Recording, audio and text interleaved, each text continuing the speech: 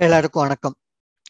இந்த காலகட்டத்துல சட்டத்துக்கு புறம்பா நிறைய அறிவிப்புகள் கொடுத்து மக்களுக்கு தேவையில்லாத மன உளைச்சலை ஏற்படுத்திட்டு இருக்காங்க. ஏதாச்சும் ஒரு அரசியல் கட்சி தட்டி கேக்குதான்னு பார்த்தா கேட்கல. யார் கேட்டுட்டு இருக்கா, யார் உண்மையிலேயே மக்களுக்கு உதவியா இருக்கா அப்படின்னு பார்த்தா தமிழ்நாடு சீர்திருத்த இயக்கம். இந்த தமிழ்நாடு சீர்திருத்த இயக்கம் பல்வேறு சட்ட கடிதங்களை தயாரிச்சு ரொம்ப எளிமையா மக்கள் பயன்படுத்துற மாதிரி கொடுத்து பொதுமக்கள் இதை புழங்கி அதை படிச்சு புரிஞ்சு மனசுக்குள்ள வாங்கி அவங்க பயன்படுத்தி பலன் அடையணும் அப்படிங்கிற நோக்கத்தோட இலவசமா எல்லாத்துக்கும் கொடுத்துட்டு இருக்காங்க. இந்த ஆடியோல ஒரு நண்பர் வீரன் சொல்லலாம், அவர் தமிழ்நாடு சீர்திருத்த இயக்கம் கொடுத்த கடிதங்களை பயன்படுத்தி தன்னோட உரிமையை எப்படி நிலைநாட்டினார் அப்படின்னு பார்க்கலாம். நம்ம தப்பு செய்யறவங்கள நம்ம சுட்டி காட்டிக்கிட்டே இருக்கோம், அதே மாதிரி நேர்மையா நியாயமா நடந்துக்கிறவங்கள நம்ம தட்டி கொடுப்போம். அப்படி இந்த ஆடியோல இந்த வீரருக்கு துணையாக இருந்த காவல்துறை பணியாளர் அவர்களுக்கு நாங்க வாழ்த்துக்கள் தெரிவிச்சுக்கிறோம். இந்த ஆடியோவை கேளுங்க. எல்லாருக்கும் வணக்கம். நான் தேனியிலிருந்து பேசுகிறேங்க. நானும் என் மனைவியும் ஸ்டேட் பேங்க் போயிருந்தோம். போகும்போது வாட்ச்மேன் மாஸ்க் போட சொன்னார். எங்களுக்கு போட விருப்பம் இல்லைங்கன்னு நாங்கள் சொன்னோம். எதுக்குன்னு கேட்டார். இல்லைங்க, குடும்ப நல சுகாதாரம் சுப்ரீம் கோர்ட் சொல்லிடுச்சு, மாஸ்க் ஆரோக்கியமாக இருக்கவங்க போட தேவையில்ல அப்படின்னு சொன்னோம். சரிங்க, எதாக இருந்தாலும் நீங்கள் மேனேஜர்கிட்ட பேசிக்கிங்க அப்படின்ட்டு வாட்ச்மேன் சொன்னார். மேனேஜர்கிட்ட போனோம். அவர் நான் கொஞ்சம் நல்லா ஃப்ரீயாக கொஞ்சம் கேஷுவலாக பேசலாம்னு தான் போனோம். அவர் ஏற்கனவே டென்ஷனாக இருந்திருப்பார் போல். இங்கே பேங்கில் இருக்கவங்களும் சீக்கிரமாக போய் கேளுங்க, மேனேஜர்கிட்ட சீக்கிரமாக கேளுங்கன்னாங்க. நாங்கள் அப்படியே உள்ளே போயிட்டோம். மேனேஜர் என்ன சொன்னார், மாஸ்க் போடலையான்னு கேட்டார். மாஸ்க் எங்களுக்கு போட விருப்பம் இல்லை ஐயா அப்படின்னோம்.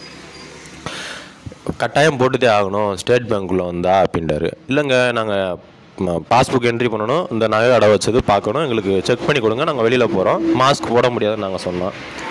மாஸ்க் போடாமல் உங்களுக்கு எந்த வேலையும் உள்ளே நடக்காது அப்படின்றாரு. அப்படிலாம் நாங்கள் வெளியில் போக முடியாதுங்க, நாங்கள் செக் பண்ணாதான் வெளியில் போவோம் அப்படின்ட்டு நம்ம அடிப்படை மனித உரிமை விளக்க கடிதத்தை காமிச்சா அவருக்கு ஹிந்தி படிக்க தெரியாது, தமிழ் படிக்க தெரியாது, தமிழ் பேசவும் தெரில. அவர் ஹிந்திக்காரரு. அப்புறம் டிரான்ஸ்லேட்டுக்கு ஒருத்தரை கூப்பிட்டாரு. அவர் படித்து காமிச்சும் அவர் கேட்கல. அப்படிலாம் இல்லை, அவர் ஒன்று காமிச்சார், ஒரு செல்லில் ஒன்று காமிச்சார். பாருங்கள், நாளுக்கு நாள் உயிரிழப்பு எவ்வளோ ஆகுது, நீங்கள் மாஸ்க் போட மாட்டேன்னு அசால்ட்டாக சொல்லிட்டு இருக்கீங்க அப்படின்னு அவர் சொன்னார். இல்லைங்க, எங்களுக்கு குடும்ப நல சுகாதாரம் சுப்ரீம் கோர்ட்டே சொல்லிடுச்சு, மாஸ்க் ஆரோக்கியமாக இருக்கவங்க போடக்கூடாதுன்னு சொல்லிடுச்சு சார். அதை நாங்கள் போட்டால் எங்களுக்கு கேடு தான் சார் வரும்னு கவர்மெண்ட் கோர்ட்டே சொல்லிடுச்சு சார் அப்படின்னு சொன்னோம். அவர் கேட்குற மாதிரி தெரியல, ஆச்சா ஊச்சாண்டார்.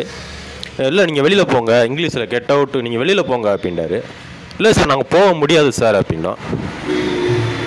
மாஸ்க் போட சொல்லி உங்களுக்கு யார் சார் சொன்னது, அவங்கள சொல்லுங்கள் சார், அவங்க யார் என்ன, உங்களுக்கு மாஸ்க்கு கட்டாயம் போடணும்னு சொல்கிற அதுக்கான ஆணை நீங்கள் வச்சுருக்கீங்களா சார்? போடக்கூடாது அப்படின்ற கோர்ட் ஆர்டர் என்கிட்ட இருக்குது, போடணுன்ற ஒரு கட்டாயம் ஆர்டர் உங்கள்கிட்ட இருக்கா சார்னு கேட்டோம். அதெல்லாம் எங்கள்கிட்ட இல்லை அப்படின்றாரு. அப்போனா எங்களுக்கு செக் பண்ணி கொடுங்க, நான் வெளியில் போகிறோம் சார் அப்படின்னா. இல்லை, நீங்கள் வெளியில் போங்க அப்படின்றாரு. நான் போக முடியாது சார் அப்படின்னோம். அதுக்குள்ளே இருக்கவங்க எல்லா கவுண்டரில் இருக்கவங்க பூரா வந்துட்டாங்க, என்ன பிரச்சனை அப்படின்ட்டு. அங்கே நின்ற மக்களும் வந்துட்டாங்க. அதுக்கப்புறம் போலீஸும் வந்துருச்சு. போலீஸ் என்னப்பா அப்படின்னுச்சு, இந்த மாதிரி சார் நான் கோர்ட் ஆர்டர் இருக்குது, குடும்ப நல சுகாதாரம் சொல்லியிருக்கு, மாஸ்க் போடக்கூடாது அப்படின்ட்டு. இவர் மாஸ்க் போட சொல்லி கட்டாயப்படுத்திட்டு இருக்காரு சார் அப்படின்னு. அவர் போலீஸ்கார் நல்லா வாங்கி படித்து பார்த்துட்டு, பரவாயில்ல தம்பி, நீங்கள் சொல்கிறதெல்லாம் கரெக்டு தான், இருந்தாலும் ஒரு மாஸ்க் போட்டுக்குங்க, இது பெரிய நிறுவனம் ஸ்டேட் பேங்க் அப்படின்னா. அது எந்த நிறுவனமாக இருந்தாலும் நாங்கள் போட எனக்கு விருப்பம் இல்லை சார் அப்படின்னா. அப்புறம் போலீஸ்கார் போய் மேனேஜர்கிட்ட பேசினார். சார், அந்த பையன் என்னென்னமோ கடிதம் வச்சுருக்கேன், கலெக்டரேட் எழுதுனது நிறையா வச்சுருக்கேன், அதை ஒன்றும் பண்ண முடியாது சார் அப்படின்னு மேனேஜர்கிட்ட போலீஸ் சொன்னாப்புல. போலீஸவே மேனேஜர் நீங்கள் என்ன சார் அந்த பையனை சப்போர்ட் பண்ணிகிட்டு இருக்கீங்க, அப்படிலாம் அந்த ஸ்டேட் பேங்க்குள்ளே மாஸ்க் போடாமல் வரக்கூடாது அப்படின்னு மேனேஜர் சொன்னார். கடைசியில் போலீஸ்கார் என்ன சொன்னார், தம்பி நீங்கள் செக் பண்ணிட்டு போங்க, நான் மேனேஜரை நான் பார்த்துக்கிறேன் அப்படின்றாரு. நாங்கள் வழக்கம் போல் போய் எங்களது என்ட்ரி பண்ணிக்கிட்டு செக் பண்ணிவிட்டு நின்றுருந்தோம். போலீஸ்கார் திரும்ப மேனேஜர் வந்தார். என்ன சார் அவங்க மட்டும் நீங்கள் அலர்ட் பண்ணுறீங்க, மற்றவங்களாம் என்ன அப்படின்றாரு. இல்லை சார், அந்த பையன் என்னென்னமோ கடிதம் வச்சுருக்கான், கலெக்டர்கிட்ட அனுப்பின கடிதம், அப்புறம் மனித வழக்கு கடிதம், அப்படியே ஸ்பீட் என்னென்னமோ இருக்குது சார், அதை ஒன்றும் பண்ண முடியாது சார், நாங்கள் அந்த பையனை வேணால் நீங்கள் அனுப்பிச்சி விட்ருங்க, இல்லைனா பெரிய பிரச்சனையாயிரும் சார் அப்படின்ட்டு போலீஸ்காரர் மேனேஜர்கிட்ட சொன்னார். அப்புறம் எங்களுக்கு போலீஸ் பாதுகாப்போடு நாங்கள் போய் அந்த மாஸ்க் போடாமல் என்ட்ரி பண்ணி எங்களுக்கு மட்டும் ஸ்பெஷலாக கூட்டு போய் அந்த நகை அடை வச்சது எல்லாமே காமிச்சு நீங்கள் போகலாம் அப்படின்னு போலீஸ் பாதுகாப்போட மாஸ்க் போடாமல் உள்ளே போயிட்டு வெளியில் வந்துட்டோம். அந்த போலீஸ் எங்களுக்கு ரொம்ப ஹெல்ப் பண்ணார். நல்லா படித்து நம்ம கடிதத்தெல்லாம் படித்து பார்த்தாரு, புரிஞ்சுக்கிட்டாரு. அவர் புரிஞ்சுக்கிட்டு மேனேஜர்கிட்ட போய் சொல்லிட்டாரு, அந்த பையனை ஒன்றும் பண்ண முடியாது, அந்த பையன் நிறையா கடிதம் வச்சுருக்காப்புல, கோர்ட் ஆர்டர் வச்சுருக்காப்புல சார் அப்படின்னு மேனேஜர் தான் சொல்லி சமாளிச்சுட்டு இருந்தார். போலீஸ்காரர் சொன்னார், நீங்கள் போங்க தம்பி, நான் மேனேஜர் நான் பார்த்துக்கிறேன் அப்படின்னால.